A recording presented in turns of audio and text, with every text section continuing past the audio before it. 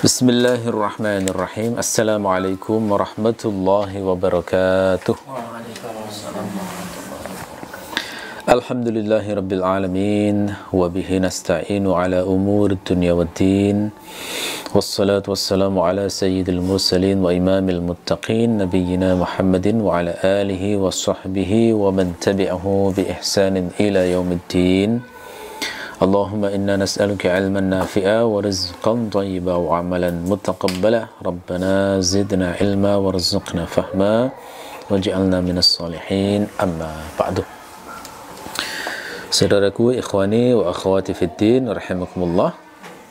Di pagi hari ini kita masuk ke tafsir surah baru, yakni surah Al-Fajr. Insyaallah yang kita kupas pada pagi hari ini adalah ayat pertama hingga ayat ke-5. Kita baca bersama-sama. A'udzu billahi minasyaitonir rajim. A'udzu billahi minasyaitonir rajim. Bismillahirrahmanirrahim. Bismillahirrahmanirrahim. Wal fajr Wal fajr wa layalin 'ashr wa layalin 'ashr wasyaf'i wal watr wasyaf'i wal watr wal layli idza yasr wal layli idza yasr hal fi dzalika qasamul lidzi hijr. hal fi dzalika qasamul lidzi hijr. Seluruh mushaf, kitab-kitab tafsir termasuk kitab-kitab sunnah menyebut surah ini dengan surah Al-Fajr. Ya, artinya tidak ada perbedaan pendapat. Ya, ini untuk mengingatkan kepada kita bahwa beberapa surat itu dinamai dengan ayat pertama misalnya.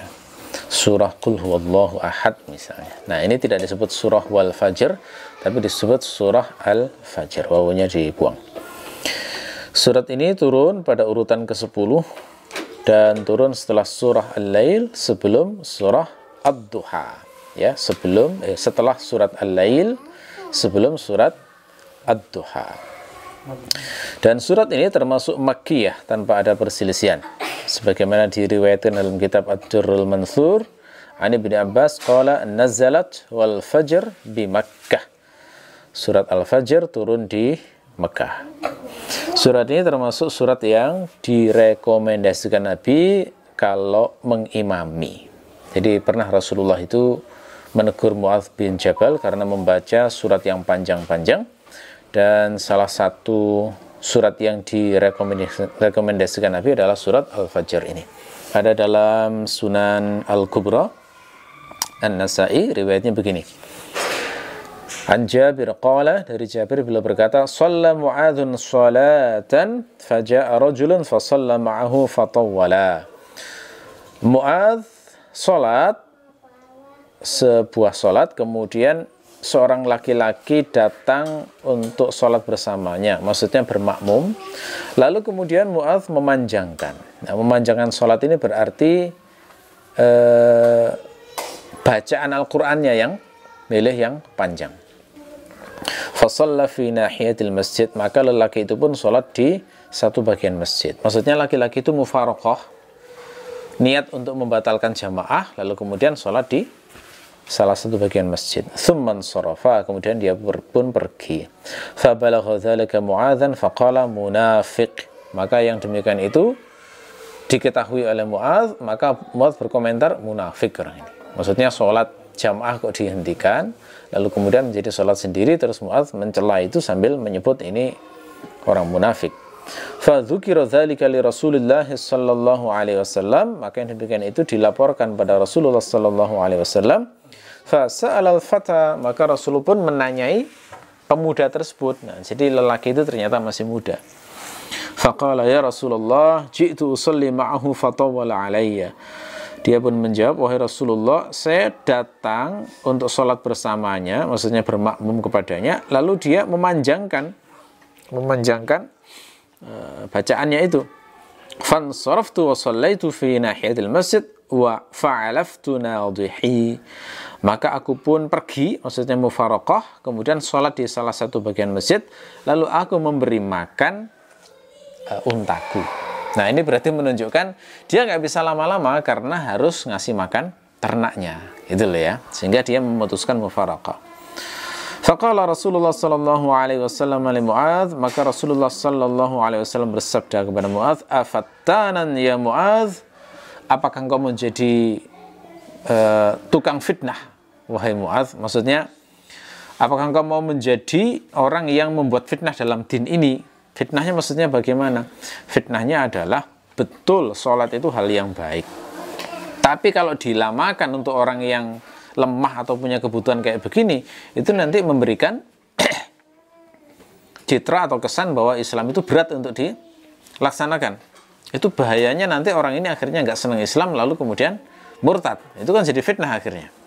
Nah, ini memberi pelajaran kepada kita, seorang dai, seorang tokoh, seorang muslim yang jadi contoh itu jangan sampai memberikan menjadi fitnah bagi umat. Dan fitnah itu bisa banyak hal itu. Intinya membuat orang itu jauh dari din, itu bisa menjadi fitnah.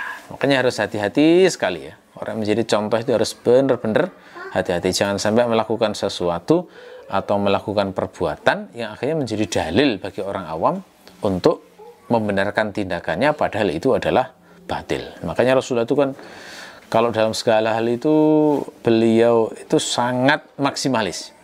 Dalam hal zuhud misalnya beliau itu sangat maksimalis. Andai kan Rasulullah itu rumahnya bagus sedikit, wah itu jadi contoh itu nanti bagi umatnya. Jadi dalil itu. Rasulullah aja rumahnya bagus. Kenapa kita kok jelek-jelek misalnya? Ya. Padahal Rasulullah itu mampu.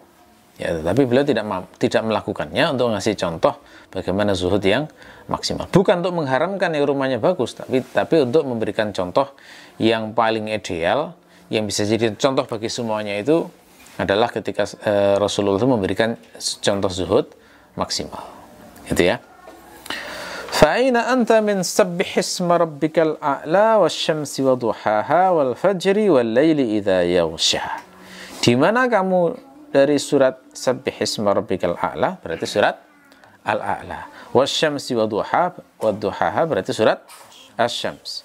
Wal fajri berarti surat al-fajr, wal laili idza yaghsha berarti surat al-lail. Nah, ini menunjukkan al-fajr itu termasuk surat-surat yang direkomendasikan Nabi dibaca kalau sedang mengimami. Karena namanya mengimami itu kan belakang itu jamaah macam-macam. Di sana mungkin ada orang tua, ada orang yang harus segera pergi kan harus kerja. Karena dia misalnya sholat Jumat, itu kan waktu istirahatnya terbatas ya. Itu kalau dilamakan khutbahnya itu kasihan karyawan-karyawan yang harus masuk dan masih harus makan, masih harus istirahat. Itu. Makanya yang paling bijaksana adalah justru dipercepat. Kultum zuhur misalnya, itu juga jangan lama-lama karena untuk karyawan itu ada kebutuhan. Ada ibu yang harus nyusui anaknya atau harus ngurus anaknya yang masih kecil. Jadi jamaah itu prinsipnya adalah diringankan. Kalau mau panjang-panjang, sholat sendiri, pas sunnah itu silakan dipanjangkan semaksimal mungkin nggak masalah. Tapi untuk pas kehidupan publik, umum itu harus memperhatikan kebutuhan orang. Artinya kalau ibadah yang sifatnya umum harus dominan mengutamakan sifat rahmahnya, kasih sayang kepada kaum muslimin yang lain. Riwayat ini sekaligus menunjukkan kepada kita bahwa penyikapan sahabat terkait sikap din seseorang itu kadang keliru juga itu. Ya Mu'adz itu kan menilai orang ini munafik gitu kan, tapi malah disalahkan, salah itu, dinilai salah oleh Rasulullah. Mufaraqah itu bukan tanda munafik, karena justru dalam konteks sholat jamaah itu yang dominan harus mendominankan sifat rahmatnya tadi, memperhatikan kebutuhan tiap jamaah itu. Karena sholat jamaah ringan itu sudah menggugurkan kewajiban. Sementara kalau pengen lebih menikmati sholat lebih lama, itu difasilitasi dengan sholat sunnah sendiri. Maka jangan mencampur adukkan atau jangan membenturkan antara keinginan untuk ibadah dengan kebutuhan orang yang bermacam-macam. Nah, hari ini itu apalagi di era medsos, itu banyak orang yang seolah merasa membela Islam tapi jadi fatan. Ya. Orang baru masuk Islam sudah dituntut, harusnya gini pakaiannya, harusnya kaos kakinya begini, harusnya bajunya begini. Banyak sekali tuntutannya sampai akhirnya orang itu bisa jadi akhirnya malah bisa murtad kembali tuh gara-gara tuntutan-tuntutan kayak begitu. Ya, tapi yang kuat imannya semakin kuat, gangguan kayak begitu itu ya. Tapi bagi orang yang lemah imannya itu digitukan itu malah akhirnya malah menjauh dari Islam. Itu benar-benar fatan itu, komentar-komentar semacam itu. Walaupun kita tahu seseorang itu salah, kadang kita itu harus bersabar untuk menasihatinya di waktu yang tepat, bukan langsung saat itu juga. Karena memang ada hal-hal yang menurut kebijaksanaan itu tidak harus diselesaikan saat itu juga. Ada juga yang memang harus diselesaikan saat itu juga. Seperti Rasulullah saat membaiat seorang wanita yang dilarang untuk melakukan niyahah, terus ada satu wanita yang nggak jadi baiat, terus bilang, saya belum membalas niyahah saya pada fulanah. Itu kan sebenarnya mungkar niatnya perbuatan kayak gitu. Terus ketika dia pergi, Rasulullah itu hanya diam saja, bukan membenarkan niyahahnya, enggak. Cuma untuk hal-hal, ada kondisi-kondisi tertentu yang Rasulullah itu, bahkan Rasulullah sendiri itu bersabar untuk menasihati di waktu yang tepat, gitu ya. Ya. Jadi penundaan-penundaan semacam ini kalau kita lihat dalam banyak syariat itu contohnya banyak sekali. Bukan berarti kemudian kita ridho terhadap kemungkaran atau ridho terhadap segala kemaksiatan, tidak. Tapi coba ya, misalnya orang baru masuk Islam, terus langsung dikasih daftar 500 kewajiban Anda sebagai seorang muslim misalnya. Ya, apakah kuat melaksanakan kayak gitu? Ya tidak bisa. Harus yang utama dulu toh, sholatnya dulu misalnya. Ya, didaftar 1000 dosa besar atau 1000 keharuman yang Anda harus tinggalkan misalnya ya. Kalau awal-awal masuk Islam sudah dikasih daftar kayak begitu, itu jadi fatan bisa jadi. Ya, jadi makanya harus prioritas. Ada hal-hal yang memang tidak bisa ditoleransi, ada hal-hal yang bukan kita menoleransi, tetapi bersabar untuk memberikan nasihat pada waktu yang tepat. Kalau untuk sholat nggak ada kompromi sudah.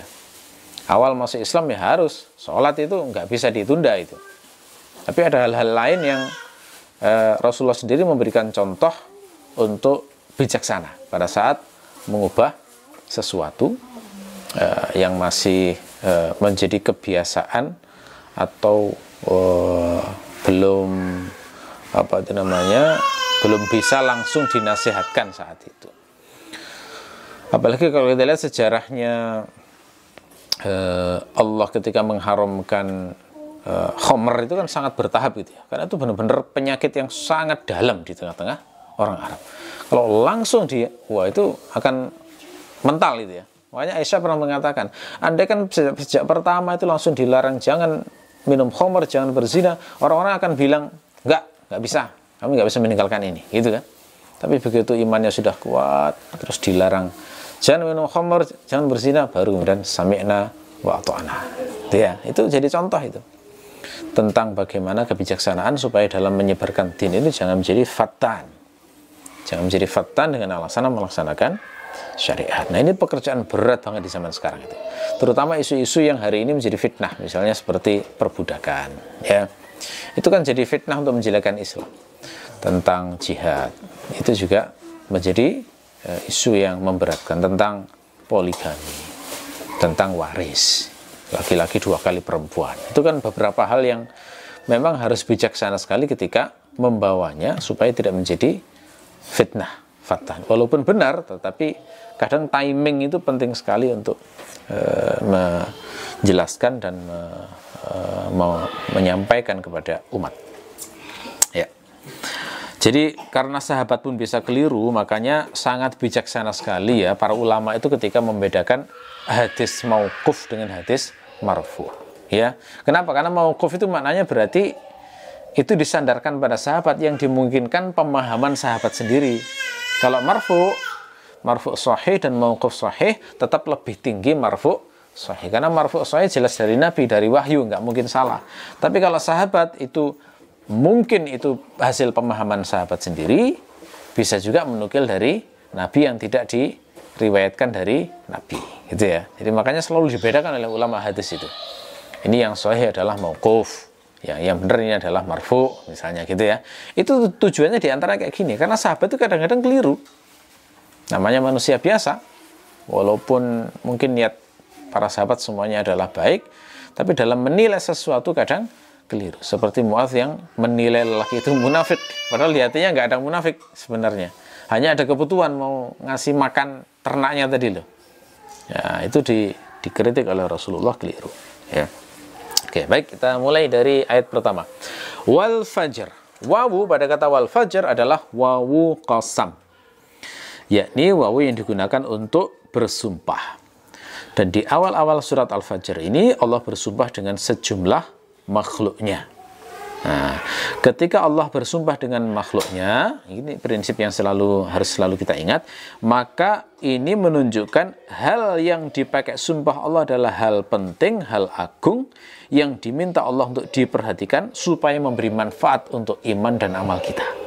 Nah, jadi nanti kita akan mempelajari apa itu renungan terhadap Al-Fajr itu apa, termasuk layalin asyar itu apa. Jadi renungan terhadap itu harus memberi manfaat untuk iman kita dan amal kita, ya. Adapun alif lam pada kata al-fajr, maka itu adalah alif lam jinsiyah, artinya mencakup semua jenis fajr. Nah, kalau difahami mencakup semua jenis fajr, berarti semua waktu fajar, alias semua waktu subuh. Berarti setiap hari di waktu fajar, gitu ya. Bisa juga alif lamnya difahami sebagai alif lam ahdiyah. Nah, kalau ahdiyah berarti itu menunjuk pada fajar-fajar hari tertentu. Tidak semuanya. Ini secara bahasa mungkin semua ini. Makanya dari sisi tafsir ada ulama yang memahami ini adalah fajar setiap hari. Ada juga yang memahami ini fajar di hari-hari tanggal-tanggal tertentu. Nanti saya terangkan tafsirnya apa saja. Adapun fajrun itu maknanya adalah waktu di mana cahaya di ujung timur itu mulai merekah, yang cahaya tersebut berasal dari cahaya matahari yang masih belum kuat.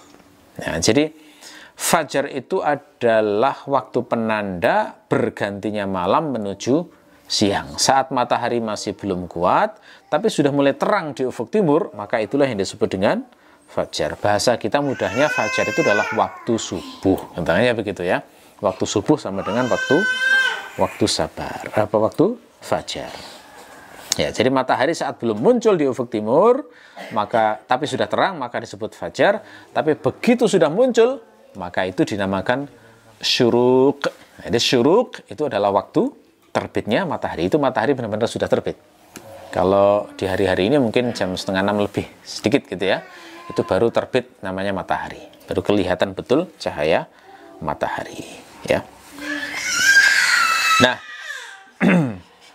ketika fajar di sini itu kita fahami alif lamnya jinsiyah, maka itu bermakna fajar setiap hari, ya, yang artinya Allah seakan-akan memerintahkan kita untuk memperhatikan betul pentingnya waktu fajar setiap hari. Jadi seakan-akan ada nasihat begini, hai hambaku yang beriman, jika engkau memang benar-benar ingin mendekat kepadaku, maka waktu yang sangat penting kau perhatikan adalah waktu fajar, waktu subuh ini.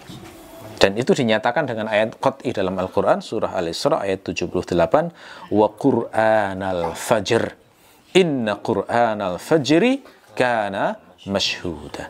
Dan bacaan waktu fajar, maksudnya baca Quran di waktu fajar itu sangat penting sekali. Kenapa? Inna qur'anal fajri kana masyhuda. Karena bacaan Al-Quran di waktu fajar itu disaksikan, ya, sangat disaksikan. Makanya ini menjadi rahasia kenapa sholat itu di antara sekian waktu sholat itu yang bacanya panjang. Riwayat sahabat itu hanya waktu subuh, lainnya ringan-ringan itu. Tapi kalau waktu subuh itu agak panjang. Makanya dari riwayat Umar bin Khattab, itu saat subuh itu yang dibaca surat Yusuf. Nah, surat Yusuf itu kan panjang, ya. Nah, ini karena memang ada ayat qat'i yang menjelaskan betapa pentingnya itu fajar ini, sampai diisyaratkan secara khusus dalam Al-Quran, disuruh untuk membaca Al-Quran dengan serius, karena disaksikan betul di waktu tersebut, gitu ya. Ya, jadi ini nasihat dalam ayat ini secara implisit mengajarkan kepada kita untuk serius memperhatikan waktu fajar. Ada juga yang ulama yang berpendapat fajar yang dimaksud itu adalah fajar tanggal 1 Muharram. Jadi sudah kemarin ya. Nah, ini yang kalau memahami alif lamnya ahdiyah tadi. Nah, itu memahami tanggal 1 Muharram. Kenapa? Karena 1 Muharram itu adalah awal tahun. Jadi seakan-akan terpancar seluruh fajar dari tanggal 1 tersebut. Ada lagi ulama yang berpendapat fajar ini maksud adalah tanggal 10 Zulhijjah. Ini juga sudah lewat kemarin. Kenapa? Karena ini juga hari penyembelihan yang dicintai oleh Allah, yang juga diperintahkan secara khusus oleh Allah dalam Al-Quran dalam ayat fasalli li rabbika wanhar. Jadi setelah sholat id maka berkurbanlah. Nanti tanggal 10 fajarnya itu juga disinggung dalam ayat Al-Quran. Ya, ini juga fajar yang disebut dengan fajar Muzdalifah. Ya, kenapa? Karena orang saat selesai wukuf di Arafah itu kan sunnahnya bermalam di sebuah tempat namanya Muzdalifah. Nah, itu sholat subuhnya di situ pasti, di Muzdalifah itu, sebelum menuju ke Mina untuk menyembelih hewan kurban. Ada juga ulama yang berpendapat bahwa itu adalah fajar seluruh bulan Zulhijjah. Jadi mulai tanggal 1 sampai tanggal 29 atau 30 Zulhijjah. Berarti sudah lewat juga. Ya. Nah, untuk mengkompromikan pendapat-pendapat ini, maka kita bisa memahami begini. Jadi fajar yang diperintahkan Allah untuk diperhatikan sebagai momen penting taqarrub ilallah itu adalah fajar setiap hari. Terutama ya, terutama sekali adalah fajar tanggal 1 Muharram, kemudian tanggal 10 Zulhijjah, dan setiap hari selama bulan Zulhijjah. Nah, itu komprominya ya. Jadi seluruh fajar, terutama di hari-hari tersebut, gitu ya. Oke. Kemudian yang kedua adalah walayalin ashr, di ayat yang kedua, demi malam-malam yang berjumlah 10. Nah, jadi wawunya di sini wawu qasam lagi. Nah, kemarin di surat-surat sebelumnya sudah pernah kita bahas, kalau di Quran itu Allah bersumpah dengan sesuatu, terus ditambah lagi sumpah yang lain, masih ditambah lagi sumpah yang lain, itu fungsinya adalah untuk tasywik, memberikan rasa penasaran apa sebenarnya yang hendak disampaikan Allah melalui sumpah tersebut. Nah, gitu ya. Nah, layalin di sini itu adalah jamak dari lailah. Lailah itu bermakna malam, jamaknya layali, ada ya-nya sebenarnya ya. Tapi dalam ilmu bahasa Arab ada istilah isim manqus. Isim manqus itu kalau alif lamnya dibuang, maka ya-nya jadi ikut dibuang. Jadi seperti al-qadhi misalnya. Itu kalau alif lamnya dibuang jadi qadin gitu. Ar-ra'i misalnya ada ya-nya, begitu alif lamnya dibuang jadi ra'in. Nah, layali, al-layali aslinya begitu, ada ya-nya. Begitu alif lamnya dibuang jadi layalin. Ya, jadi itu. Jadi layali bermakna malam. Ashrun bermakna 10, dan itu menjadi sifat layalin, malam-malam yang berjumlah 10. Nah, sifat ini membuat layalin itu menjadi seperti makrifah, sehingga hukumnya sama seperti wal fajr. Al fajr itu pakai alif lam, layalin ashr itu seperti makrifah, sehingga hukumnya sama dengan al fajr. Nah, sifat ashrun yang berupa bilangan membuat layalin itu harus mutatabi'ah, harus berturut-turut. Jadi pasti di sini yang dimaksud walayalin ashr itu adalah malam-malam yang berturut-turut. Ini maksud Allah di sini pasti malam yang berturut-turut. Nggak mungkin malam yang berpencar-pencar, itu loh maksudnya. Karena sudah disifati dengan ashrun yang berupa adat. Nah, pertanyaannya, malam berapa ini maksud di sini? Nah, jawabannya adalah yang dimaksud layalin ashr itu adalah 10 awal bulan Zulhijjah. Jadi seakan-akan ada nasihat dari Allah, kalau engkau serius ingin taqarrub kepadaku, perhatikan juga 10 awal bulan Zulhijjah. Bukan hanya setiap subuh, tapi juga 10 malam bulan Zulhijjah. Nah, ini ada hadis lugas dalam hal ini, riwayat Ahmad dari Jabir, dari Nabi mengatakan innal ashr ashrul adha. Sesungguhnya 10 ini maksud dalam surat Al-Fajr ini adalah 10 untuk Idul Adha itu. Berarti 1 sampai 10 Zulhijjah. Ya. Ibnu Asyur dalam At-Tahrir wa Tanwir menegaskan tidak ada dalam waktu 1 tahun Hijriah itu ada hari 1 sampai tanggal 10 berturut-turut yang seagung 1 sampai 10 Zulhijjah. Jadi itu sangat agung. Karena di hari itu sebenarnya ada apa di sana? Di hari itu ada ritual ihram, masuk Mekah, tawaf, malam tarwiyah, malam arafah, wukuf, termasuk nahr. Nah, jadi mulianya 1 sampai 10 Dzulhijjah itu hukum asalnya adalah menyoroti aktivitas haji sebenarnya. Gitu ya.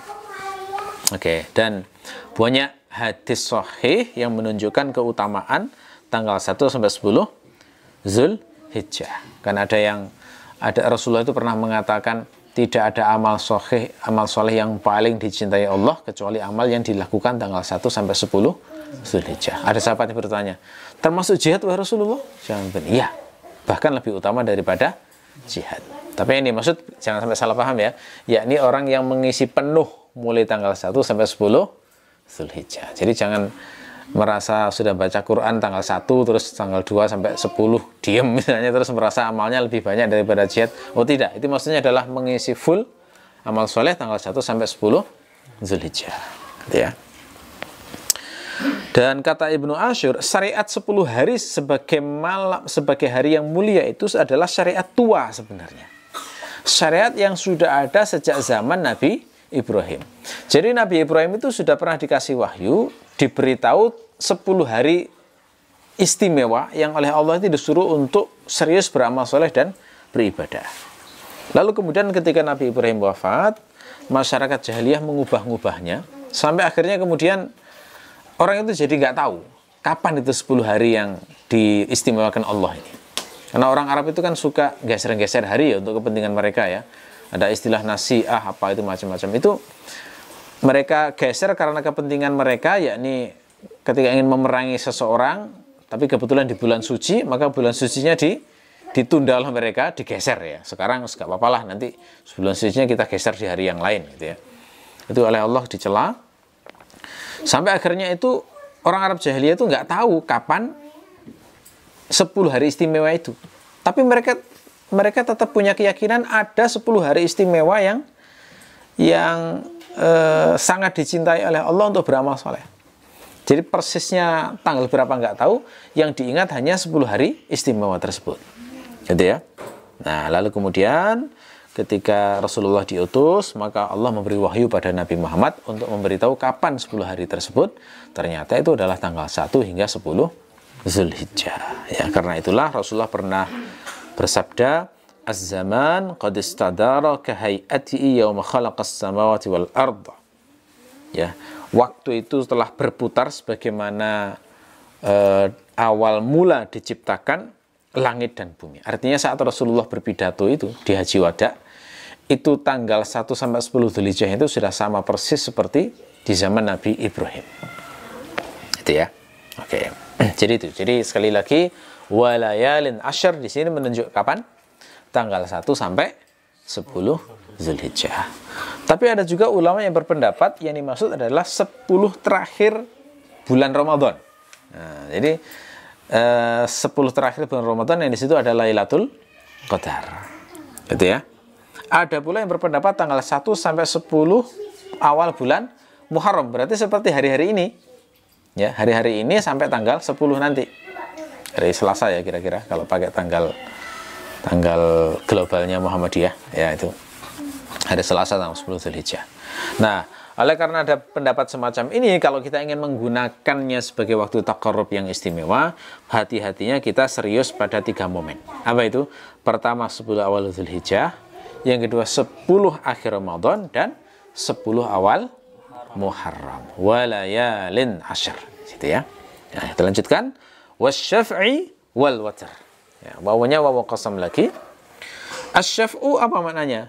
Asyaf' itu maknanya genap.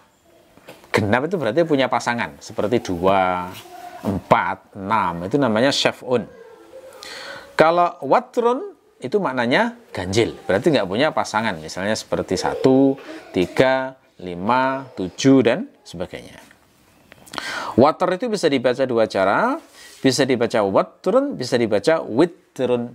Ya, makanya sholat sunnah witir misalnya ya, itu sebenarnya sama dengan watrun. Sholat sunnah water atau sholat sunnah witir, itu maknanya sama. Kalau water itu dialeknya Quraisy dan Hijaz, kalau witir itu adalah dialeknya Tamim. Ya, oke. Nah, Ibnu Ashur menegaskan bahwa sumpah-sumpah yang dipakai Allah dalam awal surah Al-Fajr, ya. Jadi Fajr itu waktu subuh, layalin Ashr itu adalah waktu 10 Dzulhijjah. Berarti logikanya syaf'un dan watur ini terkait dengan waktu juga. Gitu ya. Nah, ini masuk akal, logis ketika dihubungkan dengan ayat sesudahnya. Wal-laili idza yasar, kan juga waktu juga ta? Jadi justru kalau wasyaf'u wal watr ini nggak terkait waktu malah nggak nyambung gitu ya. Tapi kalau 1, 2, 3, 4 ayat semuanya terkait dengan waktu itu konsisten dan nyambung dengan ayat-ayat sebelumnya ya. Nah, jika memang ini waktu, yang dimaksud waktu kapan ini? Nah, di sini ada hadis riwayat Ahmad bahwa yang dimaksud dengan syaf'un itu adalah tanggal 10 Zulhijjah. Sementara untuk watrun itu adalah tanggal 9 Zulhijjah. Nah, ini nyambung dengan keutamaan tanggal 9 dan 10 Zulhijjah. Jadi hadisnya berbunyi wal watru yauma Arafah wasyaf'u yauman nahr. Ya. Jadi waternya itu adalah hari Arafah, hari di mana Allah itu membanggakan hambanya yang sedang wukuf di Arafah. Sementara untuk syaf'un itu adalah hari nahr, hari penyembelihan yang juga Allah mengatakan tidak ada darah yang paling dicintai Allah dialirkan kecuali saat hari penyembelihan tersebut. Gitu ya. Ya. Jadi jika syaf'un dan watrun dipahami semacam ini, maka termasuk yang harus sangat kita perhatikan adalah ibadah tanggal 9 dan ibadah tanggal 10. Ya, saya kemarin sempat menyampaikan ke antum tanggal 9 Arafah itu kalau bisa itu kita melakukan ta'rif. Apa itu? Niru ibadah wukuf di Arafah yang dilakukan seharian penuh itu. Karena memang hari istimewa dijadikan sumpah Allah dalam Al-Qur'an. Ya. Saat hari raya, maka sedapat mungkin kalau punya rezeki kita berkorban. Ya, karena termasuk bagian syukur yang dicintai oleh Allah itu adalah berkorban. Sunnah muakkad. Ya. Penafsiran kedua yang kuat itu adalah pendapatnya sahabat Nabi yang bernama Imran bin Husain, bahwa yang dimaksud dengan asyaf wal watr itu adalah rokaat ganjil dan genap. Nah, jadi riwayatnya begini dari Sunan At-Tirmidzi an Imran bin Husain, ketika ditanya tentang syaf'un dan watrun, beliau mengatakan hiyas shalah ba'duha syaf'un wa ba'duha witrun. Itu yang dimaksud adalah sholat, karena sholat itu ada yang genap dan ada yang ganjil. Kalau setelah 5 waktu berarti yang genap apa? Subuh, zuhur, asar, dan isya. Yang watr berarti apa? Maghrib. Ya, jadi artinya itu berarti waktu-waktu penting juga karena dijadikan sumpah oleh Allah. Dan sholat 5 waktu yang wajib itu kalau sampai dijadikan sumpah berarti itu di antara semua waktu kita yang paling istimewa sebenarnya yaitu waktu-waktu saat kita melakukan sholat itu. Ada riwayat yang menjelaskan keutamaan secara khusus sholat subuh dan sholat asar yang dinamakan sholat bardain. Ya. Orang yang mau melakukan sholat bardain maka dijamin masuk surga, gitu ya. Rasulullah juga pernah mengatakan nanti di akhirat orang-orang beriman itu diizinkan untuk melihat Allah, maka jangan sampai luput sholat subuh dan sholat asar, kata Nabi. Wah, itu menunjukkan seakan-akan orang yang serius sholat subuh dan sholat asarnya itu sedang mempersiapkan diri supaya layak dan diberi kekuatan Allah untuk bisa melihat Allah di hari akhirat nanti, gitu ya. Jadi itu contoh bagaimana keutamaan sholat subuh dan asar. Sholat zuhur ada keutamanya sendiri. Sholat maghrib ada keutamanya sendiri. Sholat isya ada keutamanya sendiri. Ya. Kalau sholat sunnah, maka intinya seluruh sholat sunnah itu sholat syaf'un. Sholat witir itu adalah sholat watr. Gitu ya. Karena sholat witir itu sholat yang rakaatnya selalu ganjil. Nah, adapun pendapat yang lain, maka banyak sekali pendapat para ulama. Jadi menafsirkan syaf'un dan watrun ini pendapatnya banyak, yang dihitung oleh Al-Qurtubi, dihitung oleh Ibnu Ashur, jumlahnya ada 18 pendapat itu. Ini nggak perlu saya ceritakan semuanya ya, karena ya nggak ada urgensinya untuk saat ini. Jadi yang penting coba kita pahami memang ada ikhtilaf di kalangan para ulama apa makna syaf'un dan watrun. Tapi ini pendapat yang kita pilih di sini adalah yang terkait waktu, karena itu konsisten dengan ayat-ayat sebelumnya. Ya, kita lanjutkan. Walaili idza yasr, demi malam jika berlalu. Nah, yasr di sini aslinya adalah yasri dari kata saro. Saro itu bermakna yamdi, berlalu. Ya, berarti kalau walaili idza yasr itu bermakna demi malam ketika dia berlalu. Kenapa di sini ya-nya dibuang? Ya, ya-nya dibuang ini karena mengikuti rasam mushaf. Jadi rasamnya mushaf memang ya-nya nggak ada. Ya, sehingga dibuang ngikuti itu. Dari sisi keindahan bahasa, pembuangan ya ini memang sesuai dengan pola bunyi sebelumnya. Wal fajr, walayalin ashr, wasyaf'i wal watr, wal laili idza yasr. Jadi wakafnya itu rok-rok semuanya. Kalau misalnya dimunculkan ya-nya, jadinya nggak nyambung. Setelah wasyaf'i wal watr, wal laili idza yasri. Loh kan jadi nggak rimanya jadi beda gitu loh ya. Nah, makanya pembuangan ini dari sisi keindahan bahasa lebih pas, lebih mengena karena nyambung dengan rima atau qafiyah sebelumnya, ya. Ini ada kisah menarik dari Al-Mu'arrij pada saat ingin bertanya pada seorang ahli bahasa bernama Al-Ahfash. Jadi penasaran Al-Mu'arrij ini. Kenapa sih ya-nya kok dibuang di sini? Jawaban Al-Ahfash, saya tidak mau menjawab pertanyaanmu sebelum engkau menginap di depan rumahku selama setahun. Jadi untuk dapat satu ilmu itu syaratnya harus nginep di depan rumah ulamanya selama 1 tahun. Dan itu dilaksanakan itu. Jadi nginep dulu selama setahun di situ, baru kemudian dijelaskan ilmunya. Ini yang menarik dari riwayat semacam ini itu adalah kesungguhan ulama di zaman dulu untuk mencari ilmu. Jadi pengorbanannya itu sampai levelnya seperti itu. Ini mirip seperti yang dilakukan oleh Ibnu Abbas. Ibnu Abbas itu demi mendapatkan hadis Nabi itu beliau itu sampai nunggu sahabat Nabi keluar dari rumahnya, walaupun dari pintu rumahnya itu ya di depan itu nunggu terus itu semalaman, kadang nginep di situ gitu ya, untuk menunjukkan bagaimana seriusnya beliau mencari ilmu. Akhirnya Allah memuliakan Ibnu Abbas dengan ilmu, menjadi salah seorang ulama sahabat. Ya, nah, ini menjadi motivasi bagi kita ya untuk serius dalam menuntut ilmu. Jangan sampai karena halangan sedikit terus ogah-ogahan dalam menuntut ilmu. Ya, oke. Nah, ayat ini walaili idza yasri itu memberi nasihat kepada kita untuk memperhatikan malam juga. Jadi kalau walayalin asyr itu malam khusus, walaili ini berarti malam secara umum. Ya. Yasri bermakna yamdi, yakni berlalu ya. Maksudnya berlalu lewat gitu maksudnya. Dan ini makna seperti ini itu ada dalam ayat-ayat Al-Quran yang lain. Misalnya di surat Al-Muddathir ayat 33, wal laili idza adbar, demi malam jika dia telah berlalu. Mirip dengan ini maknanya. Atau surat At-Takwir, wal laili idza as'as. As'as itu juga sama bermakna adbar. Atau wal laili idza saja, ya. Malam ketika istadda dhalamuhu tamakkana dhalamuhu, malam ketika gelapnya itu benar-benar gelap. Nah, malam dalam kondisi kayak gini itu adalah malam yang sudah berlalu sebagian besar waktunya. Jadi bukan malam-malam yang masih setelah Isya, itu masih belum bisa disebut walaili idza yasr.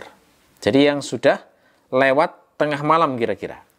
Nah, ini adalah waktu yang memang terbaik untuk munajat, untuk mendekat kepada Allah, seperti surat Al-Muzammil misalnya ayat 6, inna nasyi'atal laili hiya asyaddu wata'aw wa aqwamu qila. Yaitu malam yang benar-benar sudah gelap, sudah berlewat sebagian besar malam.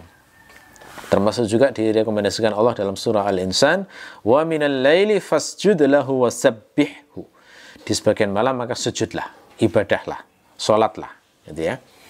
Jadi walaili idza yasr ini kalau saya perkirakan pakai ukuran jam, itu dimulai kira-kira mungkin sekitar 12:30 sampai jam 2.30 kira-kira. Sampai 2:30. Karena kebiasaan Rasulullah itu kalau setelah saya sholat malam, beliau tidur lagi. tidur sebentar sampai menjelang subuh. Makanya saya perkirakan yang ideal itu kalau untuk sholat malam atau tahajud, itu yang bagus adalah dimulai kira-kira 12:30, akhiri kira-kira 2:30, lalu tidur lagi, bangun kira-kira 3:30 atau jam 4 menjelang subuh. Itu sudah seger lagi itu. Kalau sholat tahajudnya nyambung subuh, biasanya ngantuk itu. Gitu ya. Tapi kalau setelah tahajud tidur lagi, insya Allah setelah subuh seger. Nah, itu petunjuk Nabi memang kayak begitu. Atau pola yang lain adalah bangun, lalu kemudian tahajud 2 rakaat, tidur lagi. Terus bangun lagi, tidur lagi. Bangun lagi, tidur lagi. Nah, itu juga kebiasaan Nabi kayak begitu. Kalau dalam kondisi yang capek banget begitu ya. Kalau misalnya sholat langsung semuanya itu berat. Maka Nabi itu diperhatikan sahabat sholatnya kayak begitu. Dia sholat dulu, terus tidur. Terus bangun lagi sholat, wudhu lagi, terus tidur lagi. Sholat lagi, tidur lagi. Itu juga termasuk pola sholat tahajud yang benar, justru semacam itu. Pokoknya harus ada tidurnya, jangan loss gitu ya, malah tidak baik gitu. Biasanya yang kalau misalnya sholat tahajudnya loss, nyambung subuh, itu nggak istiqomah. Susah untuk melanjutkan sholat tahajudnya. Dan bahkan sebagian ulama itu menjelaskan, malah makruh kalau terus setiap malam itu nggak pernah putus tahajud, terus tidak tahajud misalnya, itu malah makruh. Kenapa? Karena itu akan mengurangi hak tubuh. Karena kita itu namanya hidup ya, nggak mungkin ya setiap hari fresh, itu kan nggak mungkin toh. Pasti ada momen-momen tertentu kita capek sekali. Misalnya dapat orderan banyak misalnya ya, itu kan bisa jadi capeknya luar biasa itu. Sehingga dalam kondisi tersebut ibadahnya justru ibadah memenuhi hak tubuh. Bangunnya langsung pas subuh aja nggak apa-apa. Gitu ya. Kalau maksa untuk tahajud kemudian sakit, tambah salah itu ya. Ya. Jadi pas fresh seger-seger itu yang justru momen terbaik. Gitu ya. Oke, jadi itu waktu sebagian malam yang dimaksud di sini itu diperkirakan antara 2:30 sampai 2:30 kira-kira. Nah, ini konsisten dengan hadis Nabi yang menyatakan Allah itu turun ke langit dunia di sepertiga malam terakhir. Gitu ya.